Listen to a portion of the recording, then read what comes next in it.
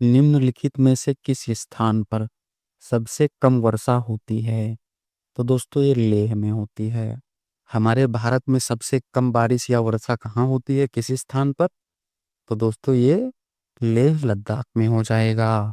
और अगर आपसे पूछा जाए कि भारत में सबसे अधिक वर्षा कहाँ होती है, तो दोस्तों ये मौसिनराम में होती है। सबसे अधिक या सबसे ज़्यादा कहाँ होती है, तो ये मौसिनराम मेघालय में हो जाएगा। और सबसे कम कहाँ होती है, तो दोस्तों ये केंद्र शासित प्रदेश लेह लद्दाख में हो जाएगी। अगला प्रश्न है, नीली क्रांति निम्न में से किससे संबंधित है? तो दोस्तों ये मछली उत्पादन से संबंधित है। जो हमारी नीली क्रांति हुई थी ये किससे संबंधित थी, किस चीज के उत्पादन से? तो दोस्तों ये मछली उत्पादन से हो जाएगी। इसकी शुरुआत किस पंचवर्षीय योजना में की गई थी? तो दोस्तों ये जो हमारी नीली क्रांति है ये 5वीं पंचवर्षीय योजना के दौरान शुरू की गई थी। इसका लक्ष्य क्या था? तो दोस्तों ये मछली का उत्पादन बढ़ाना था। अगर आपसे पूछा जाए कि श्वेत क्रांति का संबंध किससे था, तो दोस्तों ये दुग्ध उत्पादन से हो जाएगा। श्वेत क्रांति किससे थी? तो दोस्तों ये दुग्ध उत्पादन से संबंधित थी। नीली क्रांति किससे थी? तो ये मछली उत्पादन से हो जाएगी। अगला प्रश्न है, निम्नलिखित में से किस स्थान पर भारतीय सब्जी अनुसंधान संस्थान स्थित है? तो दोस्तों ये वाराणसी यानी कि बनारस में स्थित है। जो हमारा भारतीय सब्जी अनुसंधान संस्थान है ये कहाँ है? तो दोस्तों वाराणसी यानी कि बनारस उत्तर प्रदेश में हो जाएगा। ये भी महत्वपूर्ण प्रश्न है दोस्तों, पीसीएस में पूछा जा चुका है। इसको भी आप लोग याद रखिएगा। अगला प्रश्न है, भारत का बृहत्तम यानी कि सबसे बड़ा प्राकृतिक बंदरगाह कौन सा है? तो दोस्तों ये मुंबई हो जाएगा। हमारे भारत का सबसे बड़ा प्राकृतिक बंदरगाह कौन सा है, कहाँ स्थित है? तो दोस्तों ये मुंबई में हो जाएगा। महत्वपूर्ण प्रश्न है दोस्तों, कई बार आपसे पूछ लिया जाता है कि भारत का सबसे बड़ा बंदरगाह कौन सा है, तो दोस्तों ये भी मुंबई ही हो जाएगा। सबसे बड़ा या सबसे बड़ा प्राकृतिक बंदरगाह कौन सा है भारत का? तो दोस्तों ये मुंबई हो जाएगा। अगला प्रश्न है, इवनिंग स्टार किस ग्रह को कहते हैं? तो दोस्तों ये शुक्र ग्रह को कहा जाता है। इवनिंग स्टार या सांझ का तारा या भोर का तारा या पृथ्वी की जुड़वा बहन किस ग्रह को कहा जाता है, किसके नाम है? तो दोस्तों ये शुक्र ग्रह हो जाएगा। महत्वपूर्ण प्रश्न है दोस्तों, कई बार आपसे पूछा जाता है, कभी पूछा जाता है इवनिंग स्टार किस ग्रह को कहते हैं, कभी पूछ लिया जाता है कि सांझ का तारा या भोर का तारा सुबह का यानी किस ग्रह को कहते हैं? तो दोस्तों ये शुक्र हो जाएगा। और दोस्तों शुक्र ग्रह जो है इसको पृथ्वी की जुड़वा बहन भी कहा जाता है। अगला प्रश्न है, निम्नलिखित में से कौन पक्षियों के महाद्वीप के नाम से जाना जाता है? यानी पक्षियों का महाद्वीप किस महाद्वीप को कहते हैं? तो दोस्तों ये दक्षिणी अमेरिका हो जाएगा। महत्वपूर्ण प्रश्न है दोस्तों, पुरानी परीक्षाओं में पूछा जा चुका है, इसको भी आप लोग याद रखिएगा। पक्षियों के महाद्वीप के नाम से किस महाद्वीप को जाना जाता है? तो दोस्तों ये दक्षिणी अमेरिका हो जाएगा। अगर आपसे पूछा जाए कि क्षेत्रफल की दृष्टि से दुनिया का सबसे बड़ा महाद्वीप कौन सा है, तो दोस्तों ये एशिया हो जाएगा। क्षेत्रफल के आधार पर दुनिया का सबसे बड़ा महाद्वीप कौन सा है, तो दोस्तों ये एशिया है। और पक्षियों के महाद्वीप के नाम से कौन सा महाद्वीप जाना जाता है, तो दोस्तों ये दक्षिणी अमेरिका हो जाएगा। अगला प्रश्न है, संविधान सभा ने डॉक्टर भीमराव अंबेडकर की अध्यक्षता में प्रारूप समिति का गठन कब किया था? तो दोस्तों 29 अगस्त 1947 को हो जाएगा। जो हमारे संविधान सभा की प्रारूप समिति थी इसका गठन कब किया गया था, किस तिथि को? तो दोस्तों 29 अगस्त 1947 को हो जाएगा। और जो ये प्रारूप समिति थी इसका अध्यक्ष कौन था? तो दोस्तों ये भीमराव अंबेडकर जी हो जाएंगे। अगला प्रश्न है, निम्नलिखित में से किसे भारत सरकार का प्रथम विधि अधिकारी समझा जाता है? तो दोस्तों ये महान्यायवादी हो जाएंगे। जो हमारी भारत सरकार होती है इसका प्रथम विधि अधिकारी कौन होता है? तो दोस्तों ये महान्यायवादी हो जाएंगे। इनका काम क्या होता है? तो दोस्तों ये अदालतों में भारत सरकार की तरफ से पेश होते हैं और सरकार का पक्ष रखते हैं। महत्वपूर्ण प्रश्न है, कई बार परीक्षाओं में पूछा जाता है, इसको भी आप लोग याद रखिएगा। भारत सरकार का प्रथम विधिक अधिकारी कौन होता है? तो दोस्तों ये महान्यायवादी हो जाएंगे। कई बार आपसे पूछा जाता है कि भारत के महान्यायवादी की नियुक्ति कौन करता है? तो दोस्तों ये राष्ट्रपति जी करते हैं। ये जो हमारे महान न्यायवादी हैं, इनकी नियुक्ति किसके द्वारा की जाती है? तो दोस्तों ये राष्ट्रपति जी हो जाएंगे। अगला प्रश्न है, भारत के किस राज्य का लोकसभा और राज्यसभा में प्रतिनिधित्व सबसे ज्यादा है? तो दोस्तों ये उत्तर प्रदेश हो जाएगा। हमारे भारत का ऐसा कौन सा राज्य है जो लोकसभा और राज्यसभा में सबसे ज्यादा सदस्य यानी कि सांसद भेजता है? तो दोस्तों ये उत्तर प्रदेश भेजता है। यहाँ से कितने सदस्य जाते हैं लोकसभा और राज्यसभा में? तो दोस्तों ये लोकसभा में 80 हो जाएंगे। लोकसभा में कितने हैं? तो दोस्तों 80 हैं।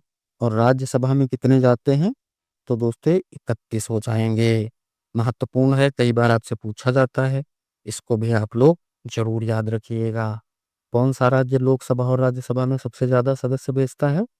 तो ये उत्तर प्रदेश हो जाएगा। अगला प्रश्न है, भारतीय संविधान के निम्नलिखित अनुच्छेदों में से किसमें निर्वाचन आयोग का प्रावधान है? तो ये अनुच्छेद 324 में है।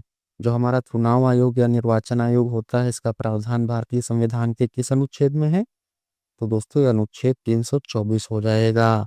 अगर आपसे पूछा जाए कि भारत के मुख्य चुनाव आयुक्त की नियुक्ति कौन करता है? तो दोस्तों ये राष्ट्रपति जी करते हैं।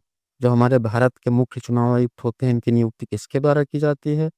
तो दोस्तों ये राष्ट्रपति जी हो जाएंगे। भारतीय संविधान के किस अनुच्छेद में इनका प्रावधान है, चुनाव आयोग या निर्वाचन आयुक्त का?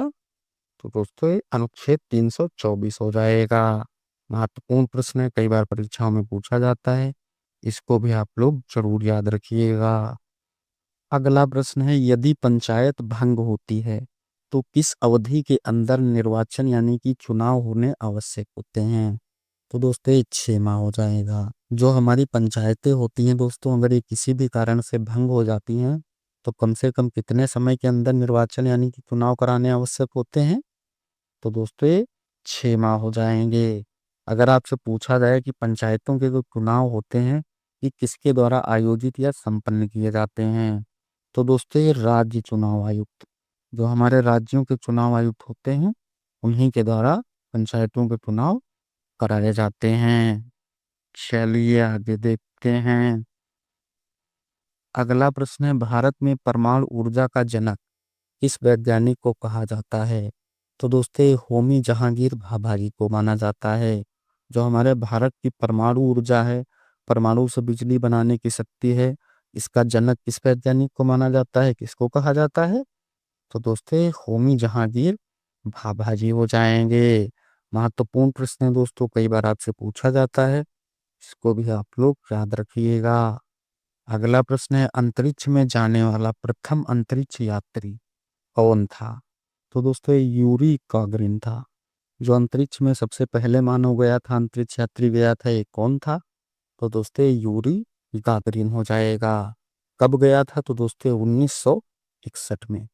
1961 में इसको किसने भेजा था? तो उस समय का जो यूएसएसआर था, यानी कि रसिया का संयुक्त रूप, उसी के द्वारा इनको 1961 में भेजा गया था। महत्वपूर्ण प्रश्न है दोस्तों, कई बार परीक्षाओं में पूछा जाता है, पीसीएस में भी कई बार रिपीट हुआ है, इसको भी आप लोग जरूर याद रखिएगा।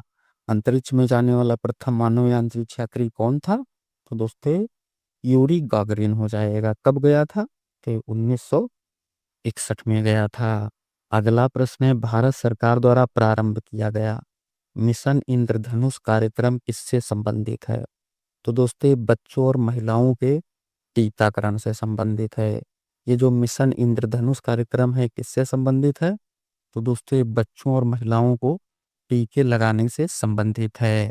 अगर आपसे पूछा जाए कि मिशन इंद्रधनुष कब शुरू किया गया, तो दोस्तों ये हो जाएगा हमारा 2014 में। मिशन इंद्रधनुष की शुरुआत इस वर्ष की गई थी सरकार द्वारा, तो दोस्तों ये वर्ष 2014 में हो जाएगा। इसका लक्ष्य क्या था या किससे संबंधित है ये? तो दोस्तों ये बच्चों के और महिलाएं जो होती हैं गर्भवती, इनके टीकाकरण से संबंधित है। महत्वपूर्ण प्रश्न है दोस्तों, इसको भी आप लोग जरूर याद रखिएगा। अगला प्रश्न है, निम्नलिखित में से किसी स्थान पर मानव के साथ कुत्ते को दफनाए जाने का साक्ष्य मिला है? तो दोस्तों ये बुर्ज होम जम्मू कश्मीर से मिला है। मनुष्य के साथ कुत्ते के कंकाल एक ही कब्र से कहाँ प्राप्त हुए हैं? तो दोस्तों ये बुर्ज होम जम्मू कश्मीर से हो जाएगा। कई बार आपसे पूछा जाता है कि गर्तावास यानी कि गड्ढों वाले घरों के साक्ष्य कहाँ से प्राप्त हुए हैं?